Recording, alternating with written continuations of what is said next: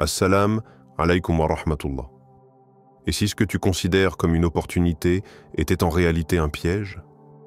Et si cette relation, ce choix, ou ce chemin que tu veux absolument poursuivre était une direction qu'Allah t'ordonne de fuir immédiatement? Aujourd'hui, nous allons explorer 5 signes puissants qu'Allah place dans ta vie pour te dire « Éloigne-toi, ce n'est pas pour toi ». Ouvre ton cœur, sois honnête avec toi-même et observe si un de ces signes te concerne. 1. L'âme devient troublée malgré l'apparente facilité. Il y a des moments dans la vie où tout semble bien se passer à l'extérieur. Les événements s'alignent, les portes s'ouvrent, les gens autour de toi sont enthousiastes et rien, apparemment, ne bloque ton chemin. Pourtant, malgré cette fluidité apparente, ton cœur reste lourd. Une gêne intérieure que tu n'expliques pas, un malaise subtil mais persistant, une sensation que quelque chose ne va pas, même si tu n'arrives pas à mettre le doigt dessus. Cette sensation n'est pas anodine, elle n'est pas à ignorer. C'est souvent dans ce silence du cœur que se cache le message le plus fort. Allah parle parfois non pas à travers les mots ou les événements visibles, mais à travers ce que ton âme ressent profondément. Si tu es sincère avec toi-même, tu sens qu'il y a quelque chose de désaligné. Ce n'est pas l'extérieur qui parle ici, c'est ton fort intérieur, ton âme, ce lien intime entre toi et ton Créateur qui te pousse à ralentir, à te méfier, à te retirer. Il faut comprendre une chose essentielle. La facilité extérieure n'est pas toujours un signe d'approbation divine.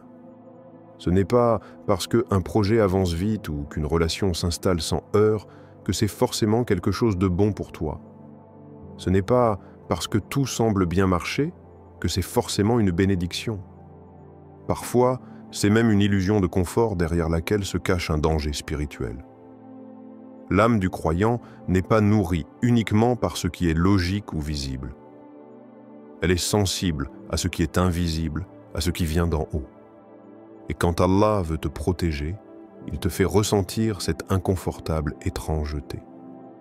Il place dans ton cœur une tension, une forme de rejet spirituel qui te dit « Tu ne peux pas continuer sur ce chemin ». Même si tout est parfait en apparence, il te retire la tranquillité intérieure. Et quand la tranquillité n'est plus là, c'est un signe qu'il faut s'arrêter et réévaluer. Peut-être que tu ressens cette gêne en ce moment même. Peut-être que tu vis une situation où tu devrais te sentir heureux ou en paix, mais au fond de toi, tu es divisé.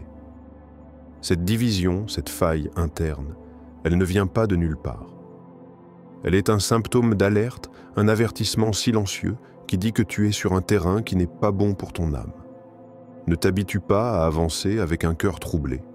C'est un des plus grands risques que tu peux prendre. Te convaincre que tu peux vivre sans sérénité tant que tu as ce que tu veux. Mais la vérité, c'est que ce que tu veux peut te coûter ce que tu as de plus précieux, ta paix intérieure, ton lien avec Allah, ta lumière spirituelle. Il arrive que tu sois à 2 doigts d'obtenir ce que tu convoites et que soudain, une douleur étrange s'installe en toi. Pas une douleur physique, mais une lourdeur, un vide. Tu te réveilles avec le sentiment de ne pas être à ta place. Tu pries sans concentration. Tu souris aux gens, mais tu ne ressens plus la même lumière dans ton cœur. Tu t'éloignes de toi-même. Et ce n'est pas un hasard. Cette perte de paix, cette absence de douceur dans ton cheminement, c'est peut-être le moyen par lequel Allah t'alerte. Ne continue pas. Ce n'est pas ma volonté pour toi. Le cœur du croyant est un indicateur puissant. Et quand il perd sa lumière sans raison apparente, il ne faut pas l'ignorer. Ce n'est pas juste un passage. C'est peut-être un cri silencieux de ton âme pour que tu reviennes à la direction initiale, à la clarté, à la sincérité, à l'alignement avec celui qui t'a créé. 2. Les signes se multiplient, mais tu continues à les ignorer.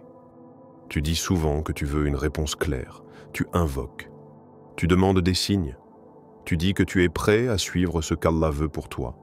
Et pourtant, quand les signes viennent, tu les expliques, tu les banalises, Tu les ranges dans une catégorie que ton ego peut supporter. Tu vois les choses changer brutalement. Tu ressens l'inconfort. Les obstacles s'enchaînent.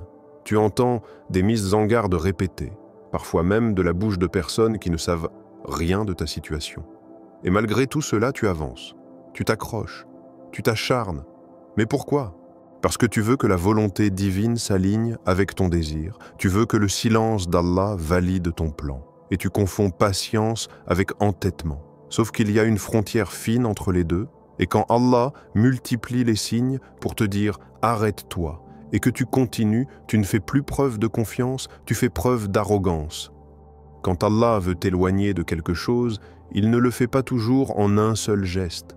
Il commence doucement, il retire la facilité, il crée des ralentissements, il place des avertissements dans ta route, un mot glissé par une connaissance, un message qui t'arrive de manière inattendue, une série d'événements qui semblent vouloir t'éloigner.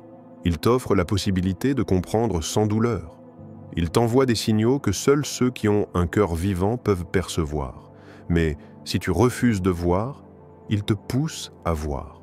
Et si tu refuses encore, il te laisse dans ton choix, non pas parce qu'il t'abandonne, mais parce qu'il honore ton libre arbitre. Il te laisse toucher du doigt les conséquences de ton entêtement. Et là, tu comprendras que ce que tu as poursuivi avec acharnement ne valait pas la paix que tu as perdue en chemin.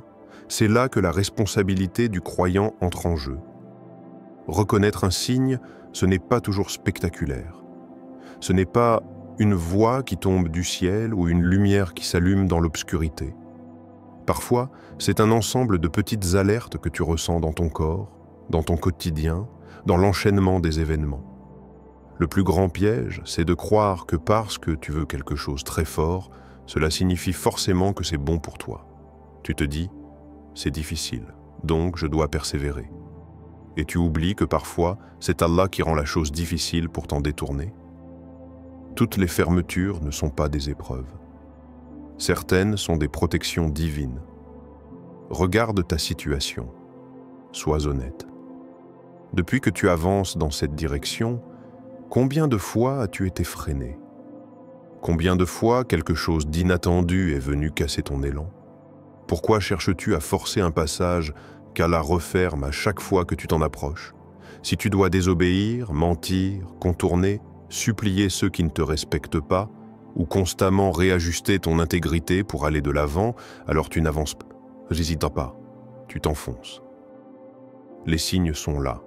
Ils ne cesseront pas de venir, ils seront de plus en plus évidents. Mais plus tu tardes à réagir, plus le retour à l'équilibre sera difficile.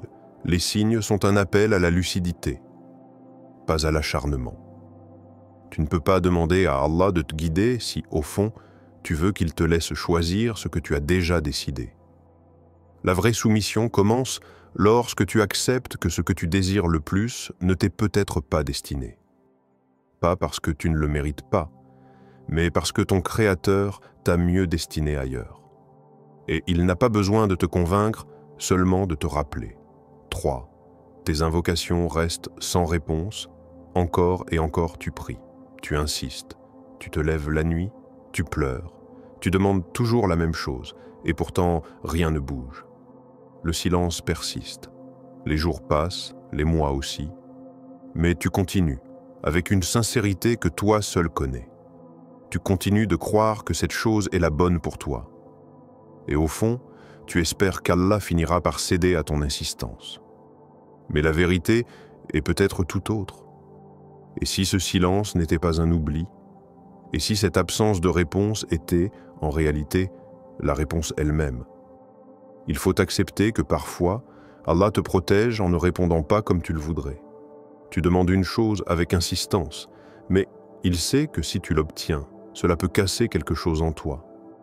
Il voit l'après, il voit les conséquences que toi tu refuses de considérer. Alors, au lieu de te laisser avancer vers un désastre, il te retient par l'absence. Ce que tu perçois comme un rejet est peut-être une forme de rama. Ce que tu appelles retard, c'est peut-être une diversion miséricordieuse. Et tu dois te poser cette question en toute honnêteté. Pourquoi cette chose que tu désires tant te semble inaccessible malgré tous tes efforts? pourquoi, malgré tes prières, les portes restent fermées. Si ton cœur commence à se dessécher, si tu perds la clarté spirituelle, si tu avances dans une confusion constante, alors ce n'est pas juste une épreuve. C'est peut-être un message silencieux. Tant que tu es attaché à une réponse précise, tu fermes la porte à d'autres formes de guider. Allah n'est pas ton serviteur. Tu ne peux pas le contraindre à te donner ce que tu veux au moment que tu veux. Tu peux demander. Tu dois demander. Mais tu dois aussi être prêt à recevoir un non ou à ne pas comprendre le oui qu'il te réserve autrement. Parfois, il ne t'exauce pas tout de suite, non pas parce qu'il t'ignore, mais parce qu'il veut que tu comprennes que cette chose est devenue une idole intérieure, une obsession, une attache qui prend la place que seule ta relation avec lui devrait occuper. Et il t'éduque. Il t'élève en te faisant passer par l'absence, pour que tu réapprennes à ne dépendre que de lui et non de ce que tu veux obtenir. Ce que tu veux peut devenir un test. Et ce test devient lourd quand tu refuses de voir que ta paix intérieure disparaît au fil de ton obsession. Tu n'es plus dans la soumission, tu es dans le marchandage. Tu crois être patient, mais tu es juste en train d'insister sans discernement. Pose-toi maintenant la question suivante. Est-ce que ton cœur est plus proche d'Allah aujourd'hui qu'au début de tes invocations? Si la réponse est non, alors peut-être que tu t'es plus attaché à ton objectif qu'à ton Créateur. Et c'est précisément là que le danger commence. La véritable soumission, ce n'est pas juste d'accepter quand Allah te donne. C'est d'être satisfait même quand il ne te donne pas ce que tu veux. C'est de comprendre que son silence peut être une protection et que son éloignement d'une chose est parfois la preuve qu'il t'aime assez pour ne pas te laisser te perdre dans ce que tu crois bon. Si tes invocations restent sans réponse malgré ta sincérité, il est peut-être temps d'arrêter de demander ce que tu veux et de commencer à demander ce qu'il veut pour toi. Car lui ne se trompe jamais. Et son silence contient parfois les réponses que ton cœur doit apprendre à entendre autrement. 4. Tu es constamment en train de désobéir pour y parvenir. Regarde attentivement le chemin que tu empruntes pour atteindre ce que tu veux. Pas seulement la destination, mais chaque étape. Car si cette voie exige de toi que tu t'éloignes des principes que tu sais justes, alors ce n'est pas une voie bénie. Il est facile de se convaincre qu'un objectif est noble, que l'intention est bonne, que ce que l'on veut au fond est légitime. Mais si pour y arriver, tu as dû mentir, trahir tes engagements, manquer à tes prières, négliger les règles les plus élémentaires de pudeur, alors ce n'est pas un objectif qui vient de la lumière. C'est un compromis déguisé. Tu sais que ce que tu fais n'est pas entièrement droit. Tu le ressens. Tu le vois dans la gêne qui t'habite quand tu essaies de justifier tes choix. Tu le ressens dans ton isolement progressif. Ce que tu vis est peut-être grand aux yeux du monde, mais tout petit aux yeux d'Allah. Parce que pour y parvenir, tu as sacrifié ton intégrité. Tu avances, oui, mais à quel prix? Il n'y a pas de réussite véritable dans une désobéissance répétée. Ce que tu construis avec de la transgression ne tiendra pas. Ce n'est pas une menace, c'est une réalité. Car Allah ne bénit pas ce qui s'élève sur la négligence de ses limites. Tu peux avoir l'illusion du succès, tu peux récolter quelques fruits temporaires, mais la récolte finale sera amère. Demande-toi, depuis que tu poursuis cette chose, ta spiritualité est-elle montée ou descendue? Tu es devenu plus rigoureux dans tes actes ou plus permissif? Est-ce que tu ressens une proximité plus grande avec le Créateur ou un éloignement progressif? Si tu es honnête, tu sais déjà la réponse. Quand tu continues dans une direction qui t'oblige à te justifier constamment, à dissimuler tes actes, à repousser ta conscience chaque jour, tu ne vis plus en paix. Tu es dans un combat intérieur que tu ne peux pas gagner, car tu sais que tu es en train de te trahir. Tu essaies de te convaincre que le but en vaut la peine. Mais dans l'islam, la fin ne justifie jamais les moyens. Et si Allah est en train de t'envoyer un signe à travers ce mal-être, ce n'est pas pour te faire culpabiliser. C'est pour te rappeler que ce que tu es en train de perdre est bien plus précieux que ce que tu espères gagner. Tu perds ton lien avec lui. Et c'est souvent en poursuivant une chose haram ou douteuse qu'on perd ce qu'on avait de plus pur en soi. Rappelle-toi, la transgression est un signal d'alarme. Quand tu dois t'éloigner de ta religion pour rester dans une relation, un contrat, un projet, c'est le signe que tu n'as rien à y faire. Quand ta prière devient secondaire, quand tu caches ton identité de musulman pour rester dans une situation, c'est que cette situation ne mérite pas ton âme. Allah ne t'a pas créé pour ramper vers une réussite sale. Il t'a créé pour marcher dignement, même si le chemin est le plus long. Et s'il te prive d'un résultat, c'est peut-être pour préserver en toi ce qu'il reste de lumière. Tu ne peux pas continuer à désobéir et espérer qu'Allah bénisse ce que tu construis avec la désobéissance.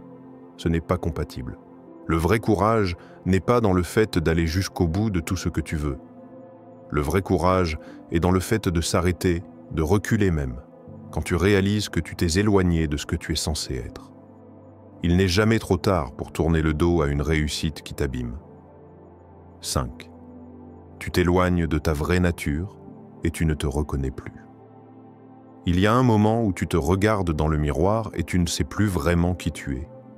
Tu vois ton visage, tu reconnais ton apparence, mais quelque chose à l'intérieur a changé. Ce que tu ressens, ce que tu vis, ce que tu poursuis, ne ressemble plus à la personne que tu étais. Tu t'es éloigné de ta propre essence. Avant, tu avais des principes solides. Tu étais peut-être moins expérimenté, mais plus pur. Tu ressentais la paix dans la simplicité. Ton cœur avait une clarté que rien n'achetait. Tu savais dire non à ce qui était douteux. Tu avais cette force tranquille de celui qui sait ce qu'il vaut. Tu étais aligné avec toi-même, avec tes valeurs. Et puis, doucement, presque imperceptiblement, tu as commencé à faire des concessions. Au début, c'était rare, justifié. Puis c'est devenu fréquent, puis normal. Tu as changé tes priorités, tes fréquentations, ton langage, ta manière de penser. Tu as commencé à rire de ce qui te faisait pleurer autrefois, à banaliser ce qui autrefois t'indignait. Ton cœur s'est durci sans même que tu t'en rendes compte. Ce changement n'est pas toujours brutal. Il peut être lent, discret, progressif. Et c'est précisément ce qui le rend dangereux. Parce qu'il ne provoque pas de choc. Il t'endort. Il t'éloigne de toi sans douleur. Tu t'égares sans bruit.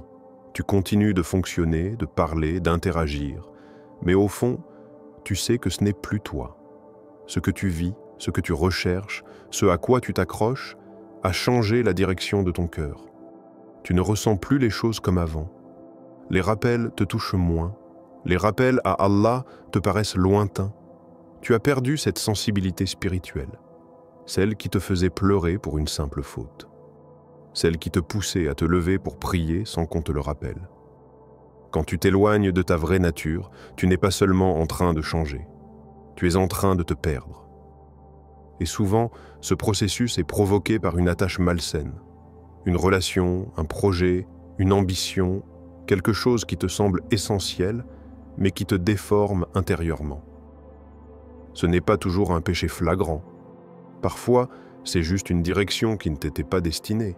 Et parce que tu insistes, tu forces, tu t'obstines, tu t'éloignes peu à peu de la lumière intérieure qu'Allah avait déposée en toi. Tu te sens vide, même quand tu réussis. Tu te sens seul, même quand tu es entouré. Ce vide est un message. Ce désalignement est un rappel. Allah ne te laisse pas tranquille dans l'égarement. Il fait en sorte que ton cœur te dérange. Il te fait ressentir cette fatigue intérieure, cette perte de sens. Il te montre que quelque chose ne va pas, non pas pour t'humilier, mais pour t'alerter, pour que tu te ressaisisses avant que l'éloignement ne devienne permanent. Tu n'as pas été créé pour t'adapter à ce qui te détruit. Tu n'as pas été façonné pour vivre dans la confusion.